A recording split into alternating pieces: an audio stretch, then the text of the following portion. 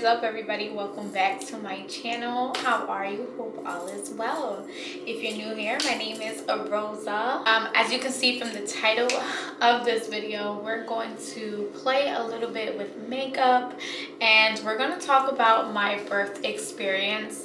Now that baby boy is 2 months old. Yes, it's been 2 months. I'm 2 months postpartum. Just thought that I would talk to you about what I went through, how the doctors treated me, how the nurses treated me, my whole induction experience, because I've never been inducted before. You hear my baby. Yes, he is crying, but he's with his dad, so he is well. I didn't want to just sit here and just talk to you about all of this, so I figured I'd play with some makeup. You know, it is 6:30 at night, get ready with you, and then we're going to go over some pointers, just tips and tricks and stuff like that. I have my phone here, so if I am looking down or looking somewhere else, it's either I'm looking to do my makeup or I'm looking at my phone for guidance. Let's get into it. First things first is I was scheduled to be induced on November 6th. That was because I was contracting. It wouldn't go away. Like, I was obviously in pain for weeks. I consistently went to the hospital because of this pain, and I told my doctor, hey, I need something. She said that legally she cannot medically induce me unless it's like something's wrong with the baby or myself. We were both pretty healthy other than the contractions. I did not dilate even though I was contracting. That is why they chose to induce me at 39 weeks. So November 6th at 39 weeks, I was scheduled to be induced at 11 a.m. Now, let me tell you, first of all, I don't understand why they give you a time, because it's not really predictable. You can have a time to be induced and they still not see you, because obviously women are coming in, might be giving birth, or they might be in labor, and obviously you're there to be induced because you are not in labor. But yes, they do give you an appointment time and you may or may not keep it. Long story short, that appointment time for me was a whole dud because I was not seen until hours later. But let's start from literally the beginning. So I was given my induction date a week before I was actually induced, only because my last appointment, like I said, I was telling her, listen, pain, and I'm not progressing in dilation. I was put on progesterone at 18 weeks because I was dilating on my own at that time. I was sent 1 centimeter open, and because I had 2 prior miscarriages, my doctor was very concerned about that. She said it's not healthy, especially the fact that I was only 18 weeks. God forbid I naturally went into labor, the baby would not survive. So I was put on progesterone at 18 weeks, and it worked too well, apparently, because literally 32 weeks I started contracting on my own, but I was not dilating at all. I was still stuck at the 1 centimeter, but I was always in pain. I was literally uncomfortable, and I was miserable towards the end of my pregnancy, to be honest. Like, he could have came out literally at 37 weeks and I would have been okay with that. It was full term, but the law is the law. Let's not forget the fact that she literally quit on me 2 weeks before giving me my induction date. Yeah, she said that she was no longer doing clinicals. She only wanted to do surgeries like tube ligations, hysterectomies, C-sections, getting your tubes tied and stuff like that, like all that jazz. So she literally quit on me 2 weeks before my induction. The only reason why she gave me my induction date was because I told her the hospital would not see me and they would not help me, because they kept telling me to go to the hospital that she used to work in. And I said, you know, why would I do that? So basically she said she was going to put me on schedule with the hospital, and then I would be able to go in with no problem, no hesitations and stuff like that. The day of my induction, I got up super early. I took a shower. I shaved from head to damn toe. I wanted to make sure that I was prepared. My feet were done, my nails were done and stuff like that. I did my hair and I did my makeup. It was like a normal day to me, except I knew I was going to have my baby either that night or the next morning. So with that being said, I had only told a very few amount of my family, and basically my grandma was down from Puerto Rico for my specific birth. Like, she wanted to stay because she wanted to either help me out with my children or she wanted to be there for my labor and delivery. So in the morning she called me and she told me that she wanted to come and do a prayer on me and my husband, so that, you know, I am in good health and spirits, only because with my daughter I lost a lot of blood and it was a scary situation. So she wanted to come and give me a prayer, and she came. We hung out for like an hour, I believe, and we talked and she prayed on me, and I literally felt so good going into my labor and delivery. No stress, no drama.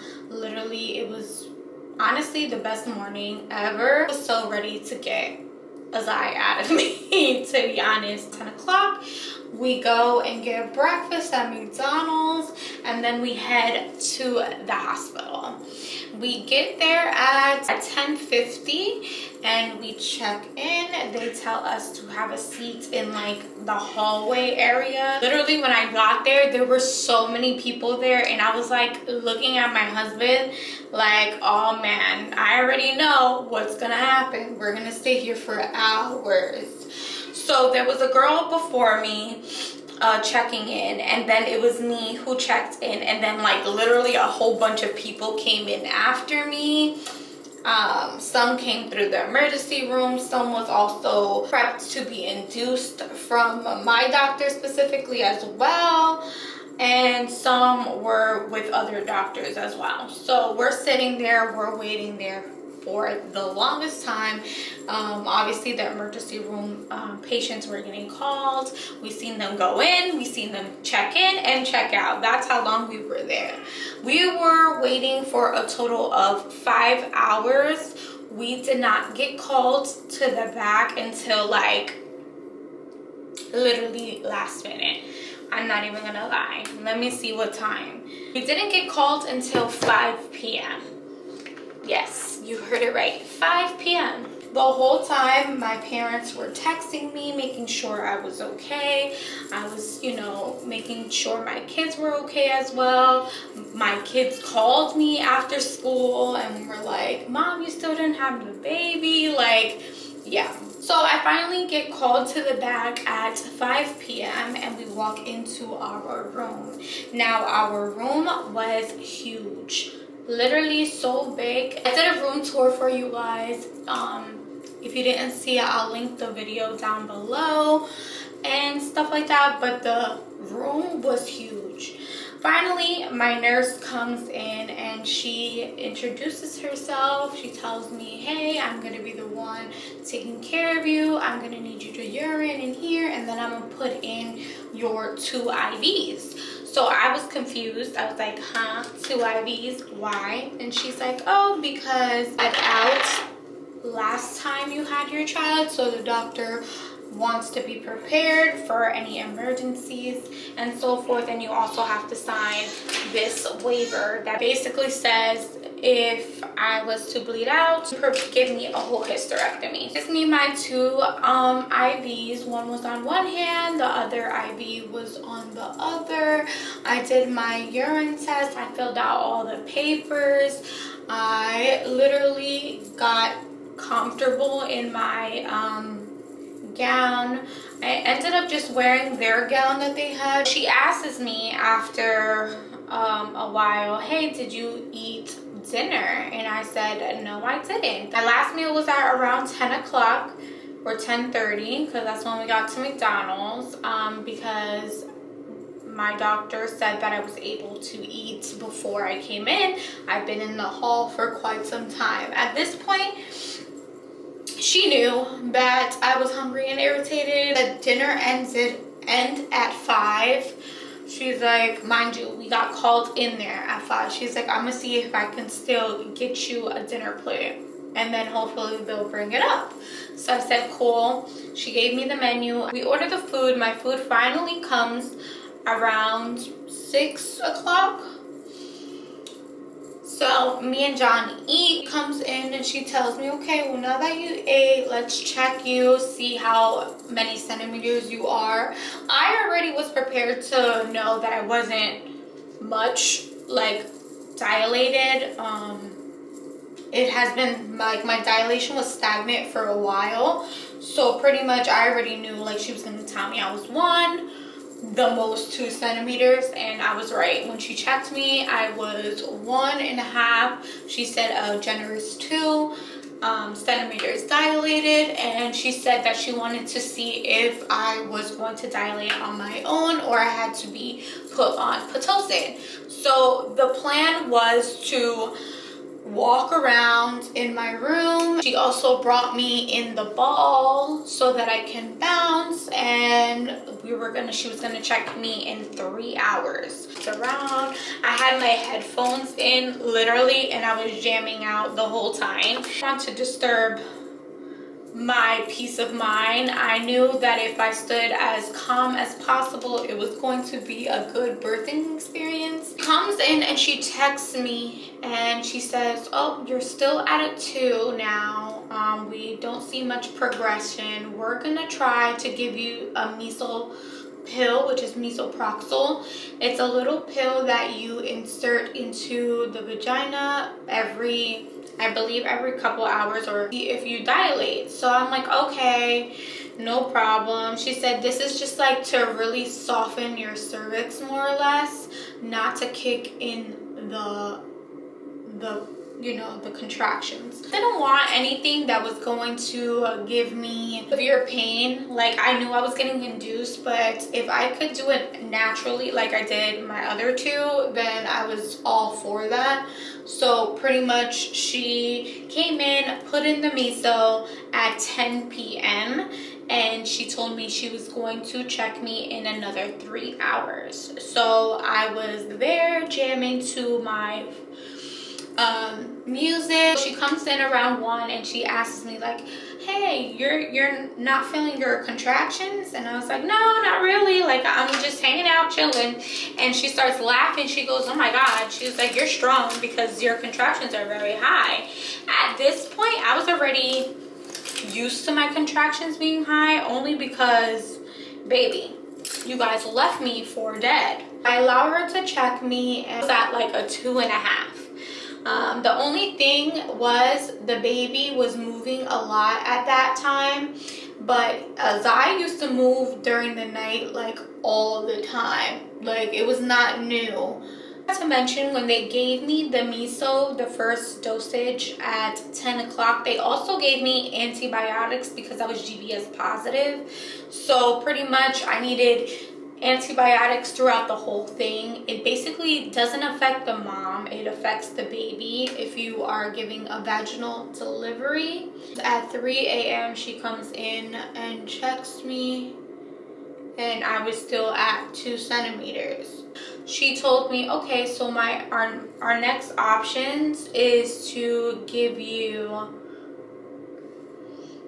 the Foley balloon to see if the Foley balloon will help you dilate. Basically what the Foley balloon does, it's basically a balloon that's inserted, like a catheter balloon, inserted into your cervix and between your vagina. So it's like 2 balloons here, and then your cervix is in the middle. They blow this up with water and they blow this up with water so that you can dilate. Basically the pressure helps you dilate. So pretty much he said, well, I'm thinking that we give you the Foley balloon to see you know, if that helps you, by the time you're done with the Foley balloon, you should be at a 4 to 5 centimeters open. So to me, that sounded good, but I already knew that I was terrified of this balloon. Like, I was petrified. So I told her, hey, what can we do for the pain?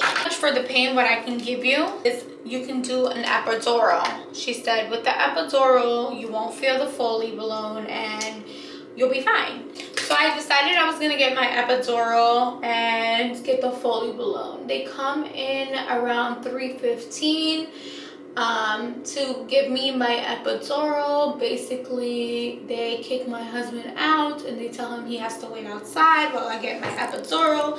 I get my epidural, which didn't hurt actually. What hurt the most out of the epidural was actually the anesthetic to make sure that I don't feel that big ass needle.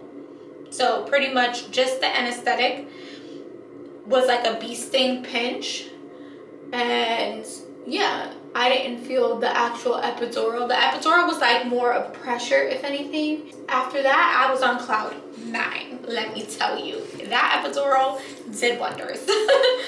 So I got my epidural, and then around 3:30, I got the Foley balloon. As she's putting in my Foley balloon, something pops. Now, we all looked at each other like, what was that? And come to find out, it was the Foley balloon itself. It popped well inside me. So she had to insert it again. And thank God I had my epidural, because I would have cried if she had to insert it twice. Time is in the essence, like time is at its peak. Basically, all I had to do was wait and see what happens. So we agreed to wait. She comes in around 6 a.m. and she's like, hey, I'm going to check you one more time just to make sure everything is intact, everything is good. She looks, she says, oh, your mucus plug came out some more, because I had lost my mucus plug the day before. And she said, and the Foley balloon was just resting inside of me. So she just took it out, and she said, when she checked, she said, oh, you're 5 centimeters. So I said, okay, cool, like I'm 5 centimeters. So she's like, well, this is the last time I'm going to check you. She was going to leave for the day, and then the new nurse came in and she introduced herself. Also a lovely woman, so freaking nice. Like, their manners are amazing, and you can tell that these nurses just wanted to help me as much as possible, so I appreciate that. So she comes in, she introduces herself, and we're talking, we're vibing out, and she's, you know, laughing, I'm cracking jokes and stuff like that. We're getting to know one another. 6 a.m. I am 4 centimeters dilated. Foley balloon was resting in my vagina. It was taken out. So she's like, all right, mom, let's see if, you know, we don't have to administer you any Pitocin because you are contracting on your own. Let it take its course. Maybe this will jumpstart everything. So I said, okay, no problem. So after that, around 8 a.m., she comes in to check on me. So she's like, hey mom, I'm just gonna check on you. I want to make sure everything is good down there. I want to see how many centimeters you are dilating while you're sitting here, because your contractions are very high. So I say, okay. She goes to like check me, and my water breaks naturally. So 8 a.m. my water breaks, and she goes, oh my God, you're at a 7. So at 8 a.m. I was 7 centimeters dilated, and my water breaks on its own. So I was excited because I'm like, oh my God, I didn't need Pitocin. I'm handling these contractions pretty well. Even though I have the epidural, I did not push the button to get any more administered. I'm just letting the epidural do its own thing. My water broke on its own, so I didn't need the little hook or anything like that. And I'm this much closer to seeing my baby that I've waited 9 months to see. So she goes, okay, well, I'm gonna leave you here. You know, you have your antibiotics running, so you should be fine. I'll check back in with you in 3 hours. So I said, okay. 11 a.m. I was probably like a 7.5, and my contractions started to slow down. So she was like, you know, you're at a 7.5. Your contractions are kind of slowing down. I would like to give you your Pitocin now, if you don't mind. So I said, okay, let's just speed this up. I was administered my Pitocin around that time, so I got the Pitocin, and now I'm ready to have this baby. She administered me the Pitocin. After a while, I started feeling the pressure. The pressure was intense, literally. Let me do my lashes, hold on. I didn't feel the pressure in the vagina area. I felt it like in my butt so bad. And that was the first for me, because with both of my other kids, I always felt it in the vagina, but like my contractions were towards my back, if anything. So she comes in around 3 o'clock and she's like, all right, Mom, let's check how many centimeters you are. So I was not 10 centimeters at 3 p.m. So she's like, wow, you're 10 centimeters. You don't need any more Pitocin. I only got 1 dosage of Pitocin. And she's like, okay, let's, try to push. So I was shook. I didn't think that I was going to push. She was like, we'll do some practice pushes and see how you do. So I get my legs put up and I start doing my practice pushes. And I don't know if I was pushing incorrectly, but John said he's seen hair. Azai was still very high up, so what they agreed to do was bring me the peanut ball so that I can put in between my legs, and then we were going to go from there. I get the peanut ball. I sit there for about 30 minutes at 3:50. And 3:50 comes, she comes back in, she's like, okay, let's see if we can continue with the practice pushes. So lay on my side, put my leg up, and just push like I'm just pooping, but not super hard. So I'm like, I feel like he's about, like after a couple pushes, I think I pushed twice, and I'm like, I feel like he is literally about to come out. Around this time, John's there holding my hand, and he's asking the nurse questions like, oh, she says she feels this, she feels that. She's like, yeah, because the baby's pushing here. It's from John, and she's taking care of me at the same time. So kudos to that queen. I kept telling her like, no, I have to push immediately. Like, I have to push right now. So she's like, okay, let me check. I'm pushing. They're holding my legs up, because at this point now I'm laying back. I'm pushing. They're holding my legs up, and literally, I guess I pushed way too hard because Azai just popped out. Like, everybody was like, oh my God, don't push anymore. And I'm like, it burns. Like, literally, when they say ring of fire, I'm like, it burns. I have to push. It burns. So they page the doctor. The doctor flies in, and she like throws her coat across the room, and she's trying to put on her gloves, but Azai's just coming out now, like on his own. I'm not pushing. She's like, don't push, Mom. I'm like, I'm not, I promise. Like, I'm not. He's coming out on his own. So she's like trying to get her gloves on, but her gloves were stuck for some reason, so she just takes it like little mittens, and she's like, okay, give me a push. I push once, Azai's whole head pops out, they suction him. I pushed to the second time, his whole body comes out, literally like spilt out, his shoulders and everything. He was placed on my chest. It was the most beautiful moment of my life. He sounded so cute with his little cry. I just remember him being so hot, like his body temperature was so hot. I remember me feeling so cold because of the epidural, and like they took off the blanket, so I'm just kind of exposed. I'm also losing blood, but I just look up at my husband and I'm like, we did it. After 2 miscarriages and months of trying to get pregnant, we finally had a baby. My husband was in tears. I was in tears. My grandmother, who was also in the room, I didn't even mention that, was in tears.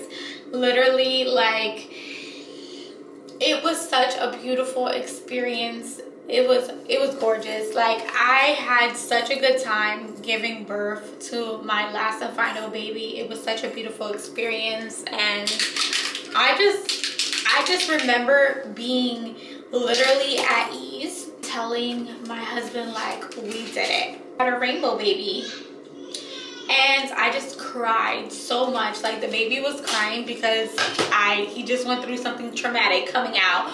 But I was crying because he does not know how much I prayed for him and how much I wanted him so bad. And he's finally here and I get to enjoy him. I was ecstatic.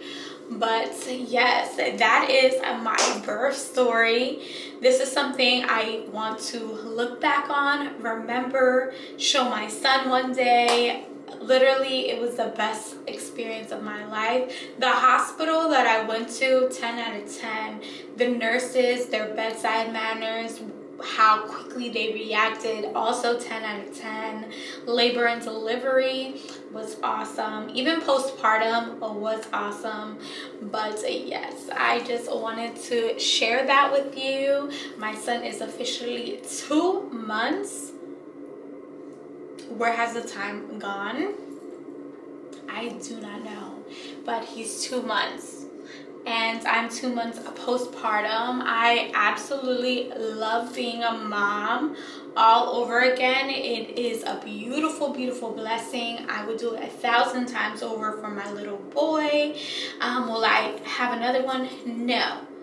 But if it's the same little bean that I just pushed out, I would do it 1,000 times for him. But yes, this is the makeup look. This is the makeup look that we ended up with. I played around and had some fun. My lash is literally coming up in this corner. Okay, because I'm going to take it off anyway and go to sleep. So I hope you guys enjoyed this makeup look. I hope you guys enjoyed hanging out with me and listening to my birth story. Thank you guys so much for being a part of my journey. If you are not new and you are a returning subscriber, I appreciate you guys so much. We had been through so much together. And if you're new here, I hope you guys stick around, join the fun, hang out with me, get to know me more, and I hope you enjoy my videos. Please don't forget to like, comment, and subscribe to your girl's channel, and I love you.